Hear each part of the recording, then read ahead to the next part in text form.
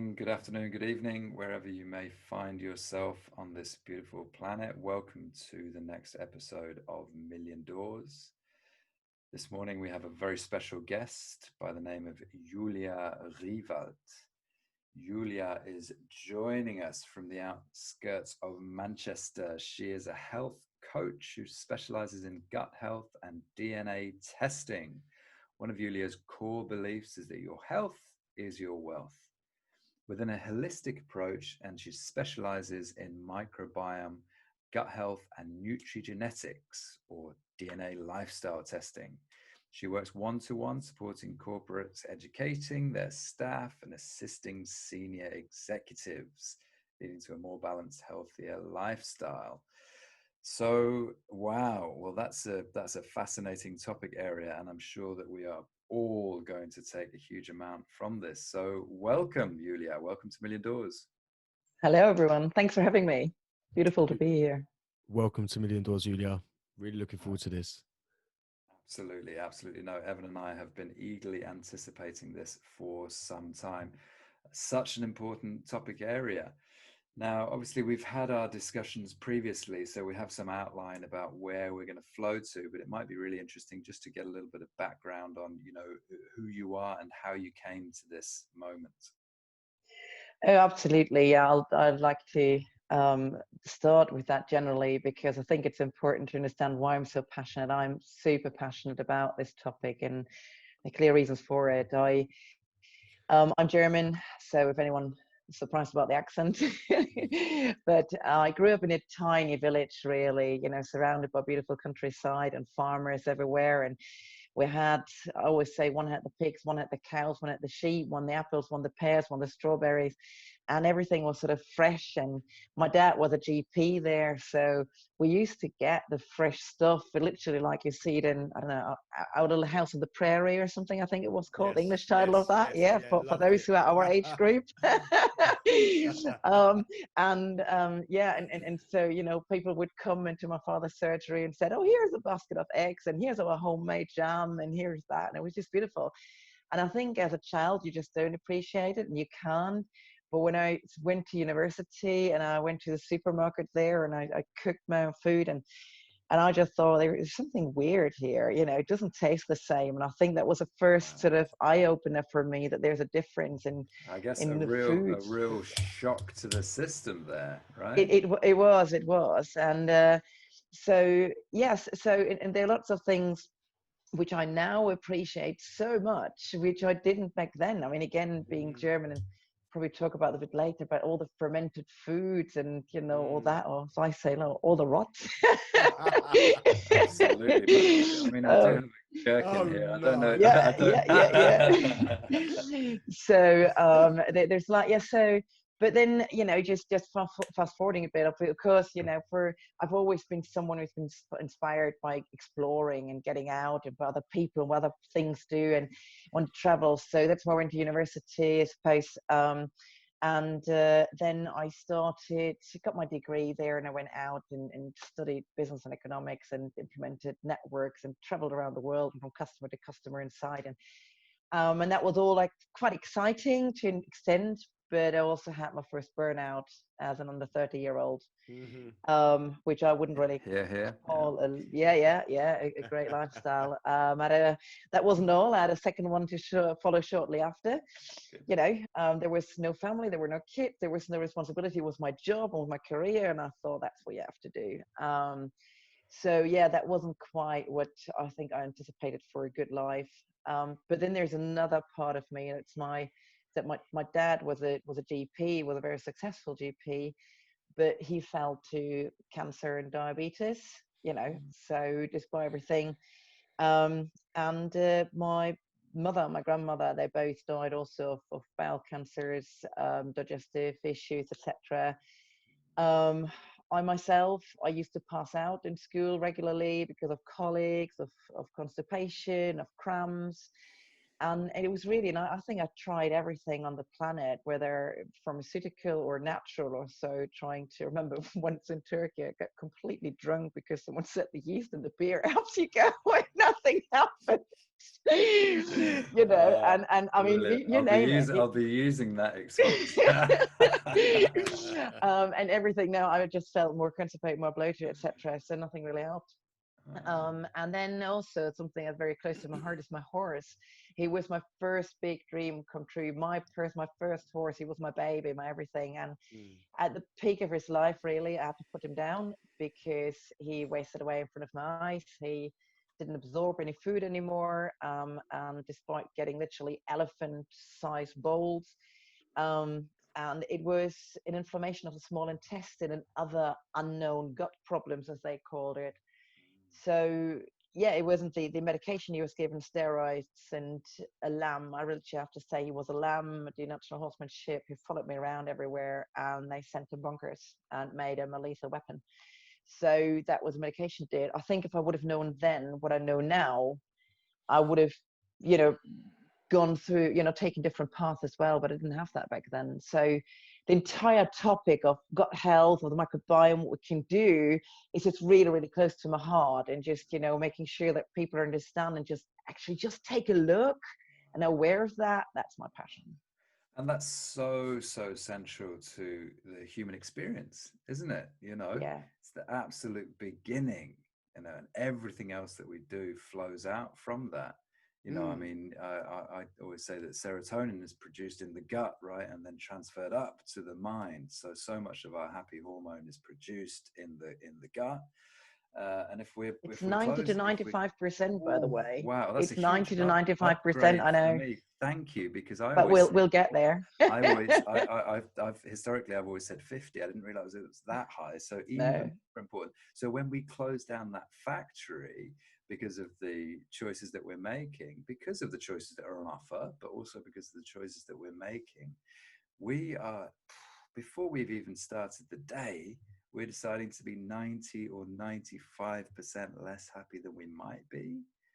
Well, wow. There is a lot to say about this, because from the perspective of healing and energy, the heart does have a massive contribution to serotonin. And, these things, I believe, have a crossover. Everything feeds itself, right? Everything feeds into each other. So, heart energy is also very important in regards to gut health and the brain, right? Oh, absolutely. And I don't know, maybe for the listeners, should we just put it a bit into context, the topic of gut health, and just sort of, because I think it's something that's in the media now, it's out there, and people know, oh yeah, the gut, there is something about this, and some might have heard of the gut-brain axis, and some might have even heard the term microbiome, but there's still, there's some recipes, and there's this and that, but really what it means, I think is to the majority of people still unclear. So I like to work or just explain things in layman terms, and just to, if we can all imagine a car, suppose, yeah. So we know how a car works. You put some petrol in, or some fuel in, I should say, and then that goes through some pipe work to be ignited in the engine to get the car going and give it its oomph, and then whatever is not needed goes out the exhaust. Yeah, very simple. Now, our gut is basically the fueling system for our body. Yeah. So what the fueling system is for the car is a gut for our body, but it's just so much more sophisticated. And that's good and it's bad. So we need to look into that. And the thing is, our gut a few facts are like, it's a 9 meter or 9 yard long tube. Yeah. So we've got about 9 meters of gut in there, which is all tangled up and stuff. So you can imagine, if we don't move and we constantly sit, can't be surprised that things are not moving inside us. There are a few organs with it, but also this term microbiome, which I just mentioned. Do you guys know what the microbiome is? I mean, you two, Dominic, you probably know, but I think please expand on that. Right. So we're made of about 100 trillion cells, okay, as human beings. Now, only 10% of those contain human DNA. So we are actually only about 10% human. Okay, right. Well, definitely Evan, yeah. So Thank you for the compliment. Thank you. From the so planet Zog. yeah, I can see, guys. I'm glad when I'm looking at these pictures and I'm right in the middle between you guys. So I think I get I'm boxing gloves out here. So no, but so we're only 10% human. So the remaining 90%, that's actually an acquired ecosystem of microorganisms, fungi, bacteria, viruses that live in us and on us. Yeah. So and we acquire this from birth. So the scientists are now slightly moving that we have a bit of an ecosystem of the microbiome whilst we're fetus inside. But just for argument's sake, for simplicity, to draw a picture, let's say we're only starting our microbiome at birth. And that's where it starts. So when you're born vaginally and go through the birth canal, then there is what I call the starter pack of microbiome given to you by the mother. So those children who are born via cesarean section, they don't get that. Yeah, and these days you've got birth houses and you've got some hospitals who are offering this vaginal swab, it's called. So they're literally swabbing the bacteria and the baby gets smeared with it. And it might sound a bit weird, but it's so important because research has shown that the microbiome that forms in babies that were born cesarean section and had the swab is very similar to those that were born vaginally, but very different to those that didn't have the swab. Wow. Because instead of bacteria, you're getting sterile gloves and sterile everything. And if anything, you're killing bacteria that you need to grow. But let me just take you quickly a step back. So can I just confirm that you're stating that the bacteria that is being killed by the sterile gloves and equipment would be used to develop immunity? Well, I'm not stating that, I'm not quoting that, but it is going to that direction, yeah. Right, and I will go, I can explain a bit more about immunity in a bit, but yeah, that's sort of where it's going. No, but just let's take us quickly a step back, because I'll jump the gun here. But so we said we're about 10% human and 90% microbiome, yeah, because this ecosystem, that's what's called microbiome. Now, just one other fact, and I'm not going to bore everyone with just science and details and stuff, but I think this is so important. 2/3 of these 90% that makes us lives in our gut. Yeah. So if we round the figures up, if we say we're like all microbiome, then 2/3 of who we are lives in our gut.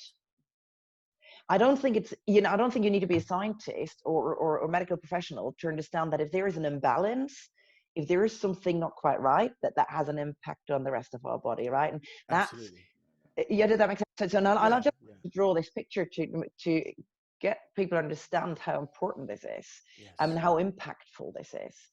And then we can go into a bit more detail. Game changer, absolute game changer. Yeah. See, the thing is, Julia, right? I studied epigenetics from a holistic perspective. When I was doing my advanced healing course, and it was a lot of detail, obviously, because we couldn't just study it from an energetical perspective, because as you know, epigenetics embodies your DNA, your human biology, but it all comes through the ancestral line, right? Yep. Right. So I mean, I'm fascinated with these subjects because I'm obviously being aware of anatomy and physiology and the human biology.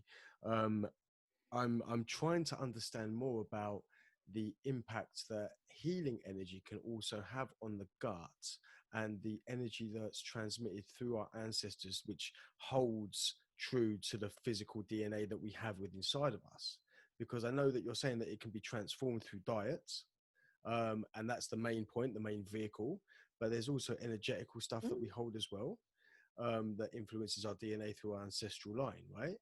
And I've heard some fantastic and had some really powerful experiences where I've been on the receiving end of people being cured of cancer. I've worked with personally myself with healing energy when they've been really up against it, diet gone, advanced stage 3B cancer with the full-on chemo treatment, right? And seeing some miraculous results. So I'm just fascinated about the combination of how these things interlink and work. Absolutely. I think to me it is mind, spirit, body. Yeah. Right. So in the holistics, it's mind, spirit, body. It's not one of the things, but Right. where we start our journey, I think that's a very personal decision. And for me, it is just important. Whilst I'm focusing on the body in terms of the advice I give, obviously on the nutrition, on the physical side, Mm-hmm. and please now just to preempt this, if I say all disease begins in the gut, then I know that disease can begin in the mind, and in this, I'm not saying this, but from Yes. the Yes. area that I focus on. But to Yes. me, they're like yin yang yang. Yeah. Yeah. Mindfulness, very. It's not just yin Brilliant. and yang. We've got yin yang yang Yin somehow. yang yang. um, Love and they need to work together. So but everybody starts a journey of healing, I think, at a place where they feel most comfortable, and that's important. And for that I reason, love it's that. I important love to that. really Yes. Yes. expand our knowledge. And that's Uh-huh. where I come from. I'm like on a mission to just really inform people. Some Uh-huh. want to work with me, some are Uh-huh. not ready, some will never work with me, and that's Uh-huh. fine. Yeah. But And it's some do work with you, Yulia, just by hearing one word, right? The level of yeah, engagement, the level of interaction is almost aside. I think there's so much there. You've said that we're 10% human, 90% microbiome, right? yeah, Which is so fascinating. So that sort of leads me to believe, to pick up on what you were discussing there, Ev. You're talking about epigenetics, DNA, the ancestral line, those things. Will they naturally and logically, to me, sit within those 10% of what makes us human? The 90% of what makes up the rest, the microbiome, which is much more environmental, can be impacted more by the diet and the environment. Does that ring true to you, Julia? sort of, yeah, we all have a microbiome, we all have energies. And again, as I said, this microbiome that we have, they're microorganisms, they're like little creatures. So when I say, when you look in the mirror, say hi to your friends, and or you can say you never dine alone, so no one should I love think that. I love that. And I have always it's said that I'm a fun guy. yeah, yeah. I'm sorry. We had to. That was almost a German joke. I love it. It's Thank brilliant, you. brilliant, brilliant. No, but okay, Julia, I No, am but so keen to know and to ask you this question. What can we do? What's the first step towards gut health? okay. Let me. I need to put things a little bit into context first. Please. Yeah. So before we go to a solution, let's just maybe explain what impact the gut has on the Perfect. body, because that makes it Perfect. easier to understand, I Yes. think, than Yes. how we can address Brilliant. it. Brilliant. Because there were elements in what Evan just said, what you said, with the body and the spirit and the mind. So let's just look at that. So the bacteria in our gut, or our gut has, let's say, 4 or 5.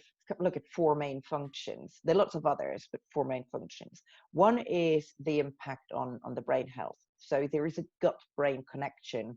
Mm-hmm. It's called the vagus nerve, because the gut and the brain were actually made from the same tissue. So when we're just an egg and fertilized, and the cell parting happens, the gut and the brain are formed from the same tissue. And this vagus nerve is like a highway of communication, and there's constant communication and messaging going from the gut to the brain, about 9 times more than from the brain downwards. Okay, so it's really a question again: what's governing us? Is it our brain, or is it our gut telling the brain what to do and to think and how to act? So does the gut have an impact on the sympathetic nervous system? Yes, Wow. yes. Okay. And that comes with our hormones. So we've got obviously Sorry, it bacterial. comes with what? Sorry. Has to do with the hormones as Oh, the well. So that's the second. Yeah. So that's the second part. right. We'll get to that. Keep your horses. I'm sorry. I'm so hungry. Excuse the pun. I'm so hungry for this. No. You're. It's good medicines, good food. Absolutely. Let food be their medicine. Yeah. So we've got the gut brain axis, this link. Do you know? And just one example as well of how they're linked in terms of how quickly the messages are. When you eat, and Dominic, now if you eat and then all of a sudden, do you know this feeling of when you've just you eat in the haste and stuff, and then you just shove it all in, and maybe it looks tasty, and then all of a sudden you feel this. Yes. And you think, yes. oh, why on earth? And then you sort of like imagine back the plate that you just put in, and you think, how on earth did I fit that amount into my little tummy? Now, the thing is, the negative bacteria and the bad bacteria in our gut send messages up to the brain and say, they live off sugars and things, and they say, feed me, feed me, feed me, feed me. And that goes, at speed of lightning constantly. That does message to the brain. But it takes about 20 to 40 minutes for the normal messenger system in our body from the stomach to tell the brain, look, mate, I'm full, I'm popping. Yeah. So mindful eating, just taking time, just really, chewing more. I mean, that has to do with saliva, etc. I don't want to go into all the detail, but it's all about looking at your food, enjoying your food, decorating your plate nicely. I'm just growing. I've got my little garden project now, and I'm just growing different, edible flowers, and just decorating your plate with those, or a salad. It's just, your eye eats, your senses, all your senses eat, and allow them to eat and digest. So that's one of the things. And then you're digesting a lot more. So by the time, the message from when you've actually eaten, then the message of the stomach and that lines up with the amounts you've eaten. It's a lot more natural, rather than this pace, shoving everything in as we do. Yes. And so that's one thing to explain that. I mean, there are other links, but we'll talk about the maybe in between. Now, then there's another one, because you mentioned hormones. Yeah, let's quench your thirst there. Our hormones, over 70% of hormones are produced in the gut. Okay, wow. So that includes we mentioned serotonin, 90 to 95% of serotonin, our happy hormone, our success hormone. Okay, so what does that mean? Just serotonin is a good one, because obviously, especially at the minute, mental health issues are on the rise with the situation that we have with our home retreat. By the way, I don't use the L, don't like to use the L word, because we have choice. Yeah, so so we use this. Well, I can't. It's actually a friend of mine who gave me that terminology. I loved it, so I can't really take full credit for it. But I live it, and I love it, and I share it. Yes. So, but they, in this home retreat situation, those people who are low in serotonin, they suffer depression. The darkness, the lower energies, and then we tend to grab medication and a pill. Yes. And I'm not generally against medication. Medication has its place, but we need to understand what medication does and doesn't do. Yes. And medication is just a plaster. Okay, it's a band-aid. So imagine you're cutting your finger. We can all imagine a paper cut. Yeah, nice deep paper cut. Ouch, and it's bleeding. So obviously now we can't shake hands, but generally, if you would shake hand with someone, well, you put a plaster on so they don't get the dripping blood all over them. Or if you're a car mechanic and you don't want any extra oil or something, or dirt going into the wound, that's what a plaster helps you with. But the healing of the cut needs to come from inside. Yes. Yeah. The plaster doesn't do any healing. Now, and that's what medication is. Medication is a plaster, just we don't see it. It's inside our body, and it acts inside our body. But it only puts a plaster onto a problem. It helps us get on. So for someone who's really suffering severe depression and can't even get out of bed, doesn't know how to lift the duvet, the pillow off their head, doesn't know how to talk, to open their eyes or anything, medication means they actually can take that foot out of bed and can actually look out, can go and absorb some oxygen, fresh air from outside, can move. Amen. Everything that's so important, amen. Which will then help them tick on. Yes. Okay. Yes. So medication has its place, but we need to understand that also in terms of like these happy pills, what you get there, they mess with your gut balance. Yeah. Okay. So now I see where you're going with this. Yeah. Yes. So now, so we're helping ourselves, but at the same time, we're messing with the manufacturing side of what we're lacking, what we need. But this goes back to, what you were saying earlier about, we heal on the level that we're at, right? Yeah. Because obviously someone can have extreme mental health issues and, if they don't have some aspect of medication and holding, then they might possibly commit suicide or commit some kind of heinous crime or self-harm, where it may be that medication, as you've said, would hold them in that space. But of course, they're now experiencing the toxins from the medication, which are affecting the gut. But it's almost like the lesser of the two evils at the time and trying to get that balance right. Exactly, it is exactly. But then just be aware of what it Yes. does, and that's all it is. We need to be So aware. what does it actually do? What does it actually, is there a physical explanation of what it does to the gut, these medications, or? Well, they basically they kill certain bacteria. You know, they do it good bacteria, Yes. and it is, and we'll go into that level of the bacteria. What I mean by bacterial balance, And you know, in a bit. as you But say, awareness is the most important piece here, because there is definitely a return on investment on medication, right? yeah, Yes. And yeah, we can definitely say time and a place for sure. And I can say from my own personal experience, that has allowed me to, act and take part in the world again, right? yeah, So Yes. I don't knock it for a single second. But the awareness piece says, okay, this is having an impact. There is a cost, right? There's no such thing as a free lunch, right? yeah, There is a cost to everything. But can we mitigate that cost somehow by making choices that are recovering and are beneficial to the gut, such as the fermented food, the kombucha, the reduction of sugar in the diet, dot, dot, dot. exactly. Can I share an experience very quickly? Yeah, Um, go on. Please so do. this is related to exactly what you were just saying, Don, but also yourself, Julia. And it's a personal experience. I wasn't going to share it, but I feel that I need to. So many moons ago, I think it was about 21. I'm 40 now, so I've got grey hair and I'm old. It's 19 years down the line for You're a anyone who doesn't baby. know. Oh, am I really? Thank you so much. Thank you for the call. I love you. You can come back on the show again in 2 weeks. I was Dom, don't say a word. I was struggling, really struggling with some serious stuff that was going on in my life, right? And I was very, very lucky to be sent to Australia, and it was a health retreat, and it was called Living Valley Springs. And I've had various experiences in my life, interventions with medications and support systems and establishments, if you like, that were not like this. This time when I went, this place was based on a holistic approach. They took all of my deodorant away. They took all of my cigarettes. They took all of my toothpaste. I wasn't even allowed bicarb in my toothpaste, right? Get to that. Yeah, I'll get Yeah, to right. that. They took it all and stripped me down. And then the diet was, it was herbs. There was no caffeine. You only allowed honey. It was raw predominantly. And if it was the only thing that we had cooked was a little small portion of rice and tofu.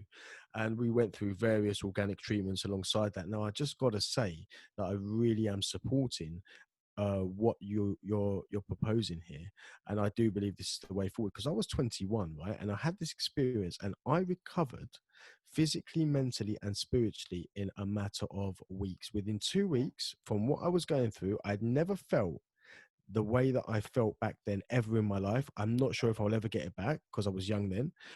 I was glowing. I did not have a spot on my face. Everything had left my system and I felt like I was a titan, right?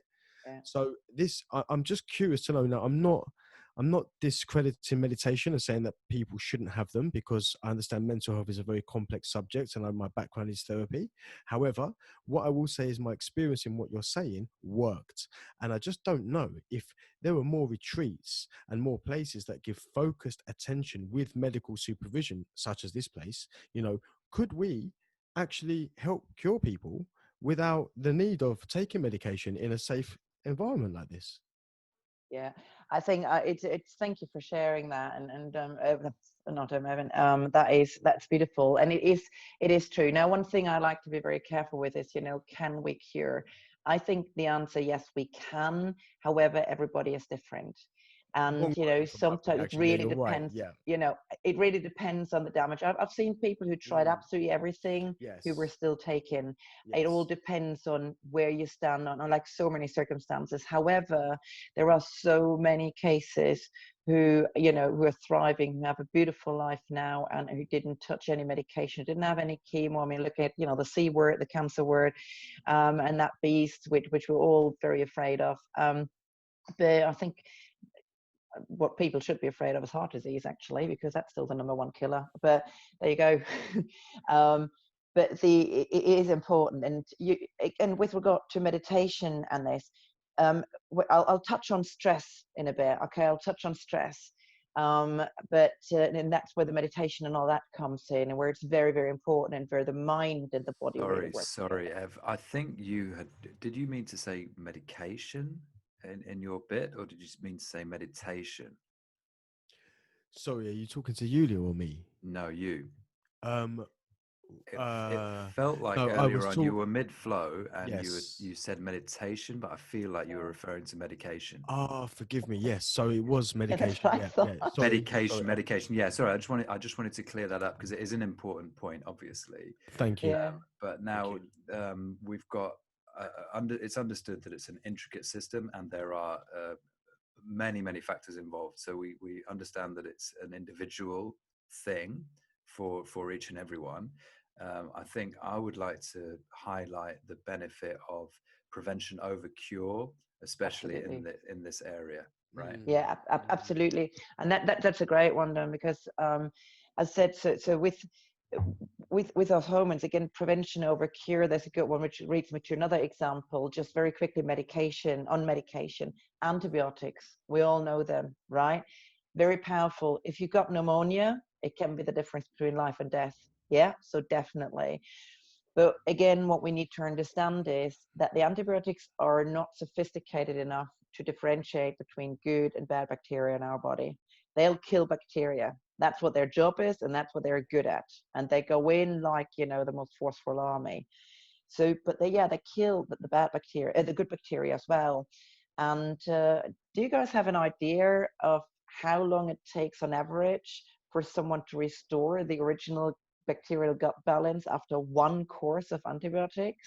No. Just a No, guess? I have no no clue. clue. I'm No gonna clue. guess, and I'm gonna say a month. About 6 months. Yeah, so that's after one course of antibiotics. So let's go back. I mean, sort of when I was born that time, I mean, so 70s, 80s, 90s, they were shared out like sweets. And it's only Oh over the yes. Oh, last sort of 3 to 5 years. grazed knee. Here's some antibiotics. Yeah, well, exactly. Just in case, just in case. Yeah, yeah, Oh, my yeah. son was sneezing a week ago. I'll just take these just in case. Can And I ask? again, Can I ask you, Yulia? Does it make a difference in terms of the positive bacteria recovery? Is it age dependent? This 6 month period? no, I think it is dependent. It's not necessarily age dependent. It's more dependent on all the entire life circumstances. Right. So one thing, for instance, I can say is for anyone, if you know anyone who doesn't have the appendix, it's another little nifty story. But the appendix always, we thought, well, as long as it's quiet, it's fine. It's just there, some leftover residue from evolution. And when it flares up, we get it out. So standard operation these days, no big deal, and everyone survives. However, they found a few years ago that the appendix actually has quite an FD, what's the word? Oh, the blackout. A reason for Functionality or being there. use? Yeah. Use, yeah, use. Thanks. So, and it is, I call it Noah's Ark. Yeah. So you know how Noah collected two of each species. There are a couple of each species to repopulate the world when the floods were gone and all that. Yes. Now that's a bit what the appendix does. The appendix is a larder, and it collects good bacteria that you need.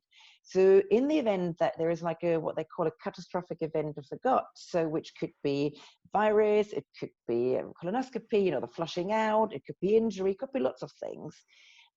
So then this larder, this appendix squirts out these good bacteria to help repopulate the gut faster. Yeah, so it's really sophisticated, and again, yeah, we can live without it, but if we don't have the appendix anymore, and if you know anyone, then just make them aware that they should look a lot more into probiotics. So when you have antibiotics, if you have a problem in your gut, really see to get a good source of good probiotics. So I can give you some examples later, but yeah, so but that makes sense. I mean, in terms of medication, how medication can mess with your gut It bacteria. does. It Yeah, really is does. But it? I was gonna. Is there a standard? Should we all be taking probiotics on a daily basis, regardless of any issues? What is your suggestion here? people? Well, I think we should, and I think we should choose, again, make good food choices. It is so important.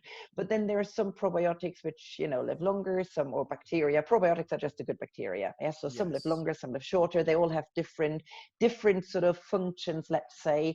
So it's Uh-huh. all about the variety. It's not just saying I take this probiotic forever. It's about a So, variety, and then so I suppose in my understanding, if someone was to book in with you, like myself, for a session, this is something that you would go over in your consultation, and oh yeah. you actually put um a package together for people to actually walk, for them to walk away with and implement into their life. Is that correct? Yeah, I do run a program which is a 21-day program to help reset and restore the gut balance to a good extent. So it's not a detox. I know many people talk about detoxes and stuff, and detox are great, and everybody should do it. But I'm never someone for extremes. So if you try to do anything very extreme, then don't do it for a long period of time. But a little bit of, again, awareness, of what we do is always good at a time, and stripping out certain things. But a detox, if you think about your most cozy room, whether that's your living room, your bedroom, or whatever, take a living room, okay? Now that's a room where we kick back, where we chill, where we feel good, we decorate it with things that mean something to us, yeah, and create this cozy feeling. Now, over time, I mean, I use lots of candles at home. The soot might just sit around the picture frames so that you can't wipe off the walls. And, maybe with kids and dogs and whatever, there might be a hole in the carpet here and there. So things get a bit of wear and tear more than you like. Now, you can put a runner over a hole in the carpet, but that doesn't make the hole go away. Okay, it just looks a bit nicer. But next time the kids run over it, the runner goes, the hole is there, and just annoying. So you get to the point where even a spring clean, where you clean the milky glass and the, maybe pull the settee forward and, get the round corners edgy again. Yeah. So Yeah. that is like a detox. That means we do a spring clean, and then we put everything back in. I But see. again, the holes are Yes. still there. What you want to do is you want to really declutter and clear out. You want to do a refurb every in a while. Wow. So, and when Wow. you do I love this refurb, analogy. I love, Ooh. keep going. This is amazing. I'm getting this now. You really understand my process of learning. I thank you. I work a lot with children, Well, there you go. I mean, you both did say that I'm very young. I'm only 40 years old. I would take I that as a know, compliment. I Thank you. know. Thank you. Spiritual baby, and we're all children. That's what my daughter says. We're all children, and we absolutely are. Yeah, we are. No, but see, when you're looking at in a refurb, if you get the wallpaper off and get the flooring up, and then you seal the holes in the wall and the cracks in the wall, and maybe put some new flooring in, you might decide on some new light fittings, new color scheme maybe or so, and a few pillows. But the settee generally is okay, and your cupboards or cabinets are still okay. So what I mean is you change a few things to give it like a new kickstart, and a few things are okay. And that is really, so that the program that I work with is more doing that on the body. It is giving you the refurb for a new start. Now, again, one thing that's important is health and healthy lifestyle, or health in general, is not a pill. It's not a program.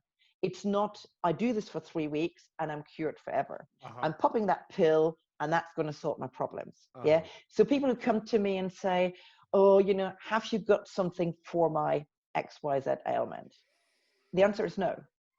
I haven't got anything. I'm not a doctor. I haven't got any pills. I haven't got anything for any ailments. What I do have is advice of what you can do to empower your body.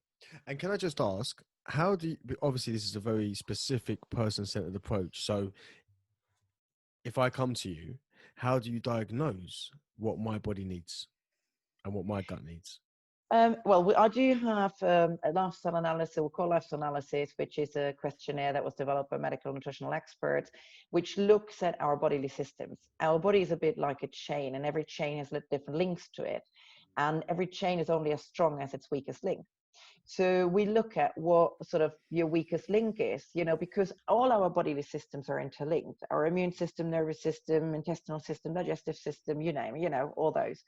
And so I start with that, which is a questionnaire. Then there's also a bit of, we're going into your personal, into your history, your medical history, your life history, so things, and we look at where the aches and pains and things are. Yeah, I mean, Now, this is more bespoke than I might have imagined, because I may have sort of thought that there's quite a broad umbrella where we can say to people generally, okay, try and reduce on this side, try and increase on this side, and that is going to be beneficial for everyone, right? So whereas what you're talking about is much more person focused than what I might have anticipated. I was sort of expecting a 21-day program that was a one size fits all almost.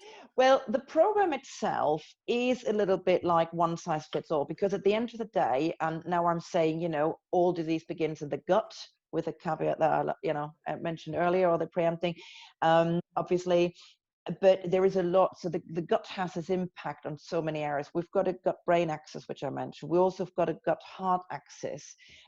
We've got a gut-lung axis. So now under COVID and the coronavirus, all the respiratory problems, there's a huge link that they've found, and they are re-investigating as we speak, really, in terms of, the gut-lung axis and the breathing to help. So there's a massive amount. Over 70%, coming back into some figures quickly, over 70% of our immune system, our immune cells, are birthed and trained in the gut. Okay, so actually do a talk that's I do it tomorrow actually. It talks that why every child should kiss a dog, and I was saying earlier, Evan, that I said I was saying earlier, I talk about how the bacteria, how our living impact things. Now our immunity. Our immune cells are trained by the gut bacteria. So and there are two or three things to look at. One thing is, if we haven't got enough diversity of bacteria, then the immune cells cannot be taught what is good and what is bad. So if we're thinking of, I just said about a dog, if we're thinking of people who have a dog hair allergy or horsehair allergy, Yeah, or that's they're me, dog hair allergic, allergy. Yeah. well, see, or they're allergic to pollen or something. Yeah. Now, generally, no danger in pollen. There's no problem with a bit of dog hair in general. But if your immune system never learned that, then the immune system might attack it. And that's when our allergies and intolerances start. Okay, so sorting out the gut, I see lots of people who have struggled with hay fever, which is out there big, and it's all of a sudden, I haven't got any symptoms anymore. I haven't got, or, by addressing that, even my partner, he was hugely reactive to horsehair, and me having a horse, although that stands in the stable, the horsehair is in the carts and the house is everywhere. Yes. Yeah. I mean, he lived off antihistamines everywhere. I've been them all. I just recently found a pack that was so many years out of date now, but that was just not just addressing the gut. That was even before we had the gut program, but just really better nutrition and food, and by, enabling the body and giving the body what it needs. So quickly about the immune system, so we've got that. We've also got the situation that we don't train the gut enough. The immune system enough. Now, our body being sophisticated, it's a bit like a fireman, yeah? Even if there's no fire around, they're constantly in training. So they know what to do when the fire breaks out, right? And that's what our immune system does. It wants to be trained. So actually certain byproducts of our metabolic processes are so that they're harmful, but they're harmful in an amount that the immune system can deal with it, but the immune system gets constantly trained on it. It's when we overload toxicity, which is what our lifestyle does when our body struggles. So autoimmune is, if the body doesn't have enough exposure and enough training ground, then the immune system starts to look for training ground, and it starts to attack ourselves. And that's where all these autoimmune diseases arise from. I see. Yes. Yeah. Right. So that's a huge starting point for autoimmunity, and so many different ones. And again, it's all a lot more complex. I really need to make sure everybody understands it's all a lot more complex what I'm saying, but it is, we need to Well, draw the picture somewhere. we're squeezing a huge topic into 1 hour. We Yeah, understand that exactly, this exactly. is So literally just the seed. I love the firefighter analogy. If the Yes. fires, it's the Great Fire of London, and the firefighters are yeah, just out fighting fires all day, every day. There's no time for training, yeah. So no, I think that's so powerful. So, so and there, so and then with it, that sort of our immune system there, and then what it's got the what do the bacteria do in terms of digestion? Yes, they break down our food further, but you also need certain bacteria to metabolize important vitamins like your B vitamins, which are important for your energy production. So all these brain fog, it's when we're lethargic, when we can't get up, and that. So it's a combination of lacking the hormones, your dopamine, your noradrenaline, which are your alert and motivational hormones, you get up and go and do something, but that combined with the actual energy production in the body. Yeah, so the physical energy production, which needs to happen. So you can see all these bacteria that we have, they have a massive, that real important function there. And if you allow me now to just go to this in terms of the uh, gut health, or the balance, what I mean by balance, we will never have only good bacteria. It's impossible. Yeah. But we can try. When I talk about a balance, I don't talk about 50-50. I probably talk about, I don't know, 75-25 or 80-20, whatever. So of more good bacteria, because a good bacteria also there to keep the integrity of your gut wall healthy. Yeah. And there's something, have you heard of leaky gut? Yes. Okay. Do you know what it is? Well, I think that my son has this. okay. And we've been through a very long, drawn-out process with the pediatrician, but it hasn't been fully diagnosed because of his age. But I'm aware that there are certain things in his diet that we are trying to tackle, which is very difficult because me and his mother were separated. So trying to control what's going on from both Yeah. sides is very difficult because we both have different kind of ways of bringing Yeah. up the Yeah. children. So it's it's a very, very interesting process, very difficult. But as a result, bless him, he has his breath sometimes it doesn't smell so great, and this is Yeah. not an issue within his mouth. This is coming from inside. Yeah, and So that's I'm a very, that's a very sign of curious. releasing toxins. Yeah, so our breath. So one of the questions, for instance, that I'm asking when I evaluate, where we stand with body systems at the lifestyle analysis is, and I say to people, it's I'm not trying to be rude, Mm, but it's do you have smelly breath, or a smelly feet, bad breath, mm, or body odor, because mm. it's an exit strategy for the body to release toxins. So if you have that, then the probably toxicity can be high. So, But quickly about leaky gut, mhm. another analogy here, which I used to use a strainer and making a broth. But there's a colleague of mine a colleague of mine just had because I had a personal experience with my boys actually poking through the strainer, making big holes in it, and then you don't get the broth when you try to cook it, you just get bits in. But an easier analogy is a tea bag. Everybody knows how to brew a cup of tea, yeah? So, and if you pour the water over the tea bag, you only want the flavors out. You don't want the tea leaves out in your cup. But Yes. if if the tea bag is ripped a bit here and there and has holes in, you get the leaves in your cup. You don't want this. Now that is effectively what leaky gut is.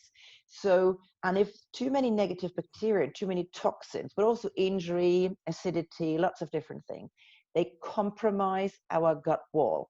Okay, and they actually widened. So you can imagine they're like tight junctions usually, and those are opened up. When they're opened up, the bacteria flowed into the toxins flowed into the bloodstream, but also does our food, undigested food particles. And once they're in the bloodstream, they will just sit anywhere in the body and start little herds of inflammations. So, Yes, so you've got again is leaky gut something that can be actually managed through diet? Then can it be yeah, reversed and repaired, or and what yeah. the consequences are if it's not? Well, the consequence, I suppose, is it's just lots and lots of inflammation and increased herds of inflammation in the body everywhere, which the immune system has to bother with, which you probably feel then, might be arthritis, might be diabetes, might be joint aches and pains, it might be, an IBS, depending on where the inflammation sits. Yeah, And you I go have to the heard doctor. it said that, many diseases and ailments can be tracked back to inflammation. Yes, which is why an inflammation, sorry, they said inflammation starts, through a leaky gut or when the gut health isn't right. And that's where, again, we come back to all disease begins in the gut. Yeah, absolutely. Inflammation, because it sits everywhere. And again, a little bit of inflammation is like a training ground, but it's the constant inflammation hurts everywhere in the body. And also they say leaky gut, leaky brain. We mentioned the connection between the gut and the brain. So your brain fog, your, anything that happens there, and lack of thinking, lack of focus, lack of clarity can all be, somehow traced back, certainly in parts, to the gut and your gut health. So you really want to make sure that you have a healthy gut lining. And to answer the question, can it be reversed? There is an amino acid called glutamine. And now glutamine has been, I call it the glue, gut glue. Easy to remember, L-glutamine, the gut glue. But that's been shown, if you research that, to help heal and seal these tight junctions, and help to rebuild this gut flora. And that's a beauty. That's a fascinating thing about it. With food, we don't need medication. We can really start healing our gut with food alone. Absolutely. And I think you said, was it the Marcus Aurelius quote, let your food be your medicine? Or let food be their medicine. Yeah, it's an old quote. Yeah. Fabulous. So powerful. I'm really just sitting here quite blown away. I'm sure you're having the same experience, Ev. But basically, my experience is that I just want to book in with you immediately. For many other people that I already know, there's one. Absolutely, and that's really, really great. And we'll get into all of that, and we'll provide obviously the links and the connection for people to get in touch with you and see what can be done. But the 21 days for me sounds a lot like a sort of reset and an educational piece, which then has follow on for lifestyle for the rest of your life. Really, absolutely, it's a kickstart. Yeah, as I said earlier, it's not. There's no pill, there's no program that does it for you. If you completely refurb your living room, then you have a housewarming party and someone spills a glass of wine or a curry or something, then you need to tidy up afterwards. So, and that's what I mean. And we need, again, but it's still a lot nicer and easier to tidy up than having all these holes and all that there. So what you can do is what you need to just be aware of, and that's part of this program. I'll help you understand better what choices to make, how to eat. They're little nifty things that you can take away in terms of, sometimes it's just the way we prepare the food that can make a huge difference. So, and you're just, you can then decide what the right path is for you. There's not one path for everyone. That's then really your personal journey. It depends on what level you want to elevate your health to, what your personal goals are. And, I just share the information, you make the decision. It sounds amazing. Yeah, it really does. I mean, just before we go on anymore, so just to bring into everyone's awareness, we've got 5 minutes left. Okay. Thank you. Oh, we haven't touched the DNA. Okay. All right, Julia, 5 minutes for DNA. Go. Okay, right. Context, analogies. Let's go back to the car. Very simple. Would you put diesel into a petrol engine? No. Why not? Car breaks down, right? Because I've done it before. I've also done it to my mum, yeah. Good. Right. So you know the effect. It is embarrassing, highly embarrassing. It is pensive. It stops what you wanted to do right there and then. Okay. Now, our bodies have a fueling system. Food is fuel for us. Okay. And everybody is different. And at the beginning, you were talking about epigenetics. Obviously, that's a field we can do another podcast about epigenetics alone. Please. And a fascinating field. So, what I think we just need to understand is that we are not just as simple as diesel and petrol engines. We are a lot more sophisticated. And what epigenetics do, let me explain the example of royal jelly. Some of you might have heard of royal jelly. And what it was, scientists looked at beehives, and they found that the queen bee and the workers of the same hive are actually genetically identical. So the difference was, they found that obviously the larvae that was fed by the workers, some of the larvae received some secretion from the queen. And that then those larvae became queen bees, the others remained workers. Now they looked into it, and it's a bit like tagging. So it's like post-its on your genes. So we have the DNA.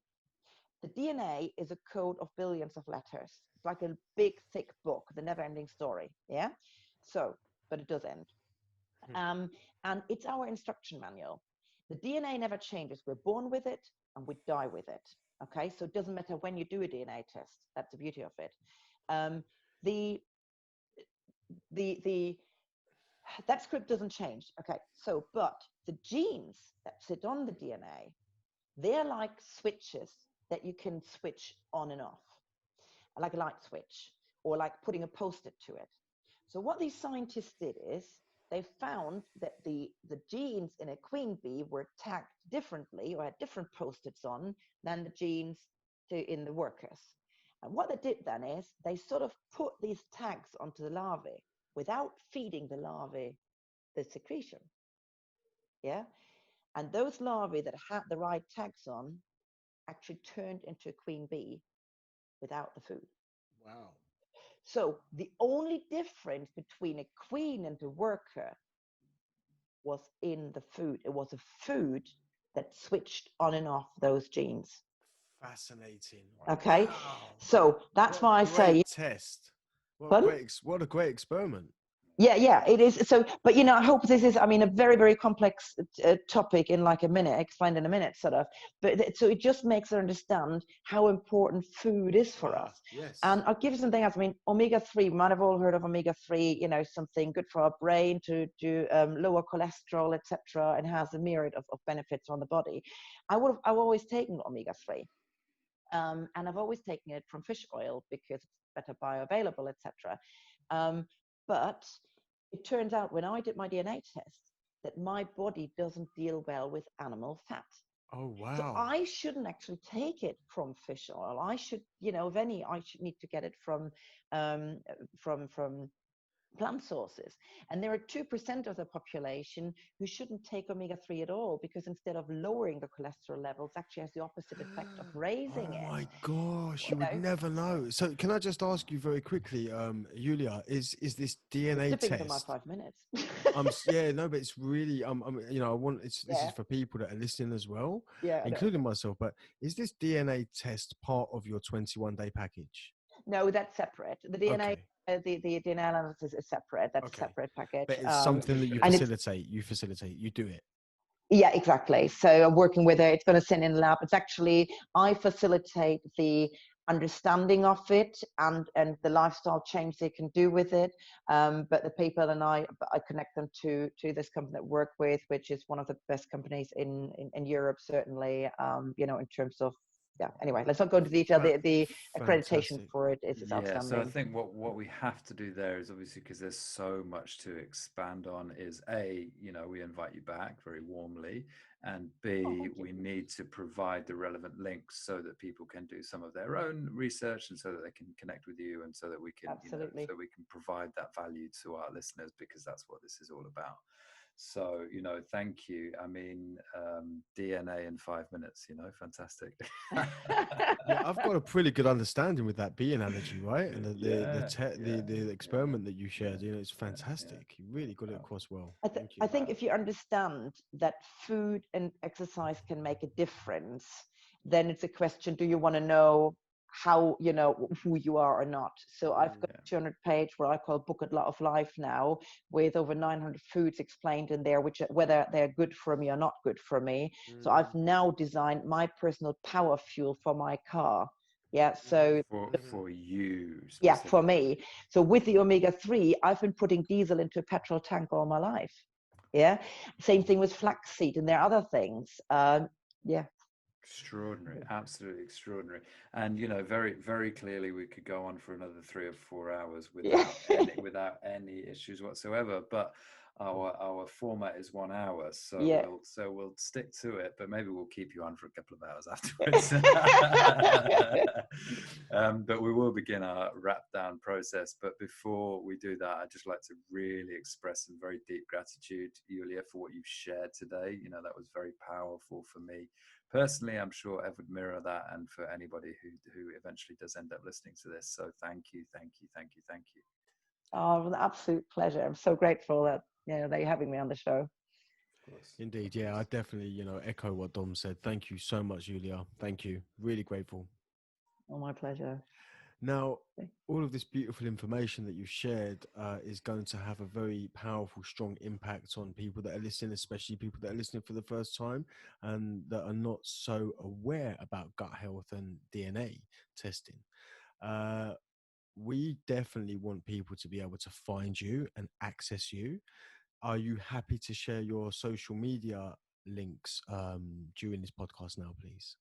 Oh, absolutely, absolutely. I have a free Facebook page called Power from Within. So that's accessible for everybody. And I share research links, latest. I share information when I do any seminars or webinars. Most of them, I have to say, are free. Every Tuesday evening, we actually, as a team, share a health talk at the minute. So the information is all on there. And if you want to know a bit more, I'm actually, well, this is going to be in the past then, I think. Yeah, no, but I have attended one of those webinars myself, and I can say authentically from my own experience that they're tremendously valuable. So I do highly recommend that you check those out. You know, do take that opportunity. Thank you, Dominic. Yeah, so I've got Power from Within as a Facebook page. I have an Instagram page which is Julia_Riewald. And I'm just in the process of completely changing my website. So bear with us, it's under construction, but that is stepuphealth.co.uk. So you'll find that soon under stepuphealth.co.uk, where, yeah, the different programs, everything is on there, lots of information out there. And I'm also on LinkedIn. Fantastic. And is it just your name on LinkedIn? It's just my name, yeah, Julia Riewald. And can you just spell that, please? Yeah. Thank you. Julia, not Julie. It's Julia. Yeah. Julia. And my surname is Riewald. Romeo Beautiful. Indigo Echo Walter Alpha London Delta. Beautiful, because there may be, I mean, the links to your social media will be attached to the show notes underneath the podcast alongside your bio, so they're easily accessible. But some people might not notice that, so it's very important for I think for people to have access here. Thank you so much for being so clear and for all the beautiful information that you've shared with us and all of our guests and listeners today. Dom, thanks for being an amazing co-host as always. You're an absolute legend. I love you. Likewise, thank you. Oh, yeah. That's what you say on air, but behind the scenes, I know what's going on, bro. Yeah, you make yourself look good in real time, right? Okay. And just for all of our wonderful guests, our website is now live. Please go ahead, dive in, have a look and explore. Our web address is milliondoorsmovement.org. That is milliondoorsmovement.org. Shout out to Mr. Fire for all the beautiful work that you've done for us. We are in your gratitude and Deeply grateful to you. Deeply grateful.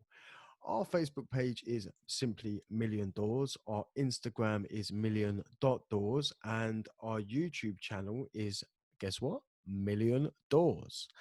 There is also a 2-minute exclusive video now on our YouTube, which is published, that gives further insight into what Million Doors actually is.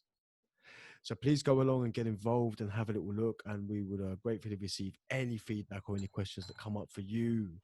These podcasts are uploaded to all digital platforms, and you will be able to find the guest links attached to the podcast. They are free of charge at no fee and available for download or streaming wherever you get your podcasts from.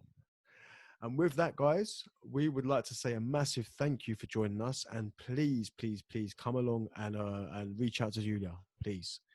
Thank you.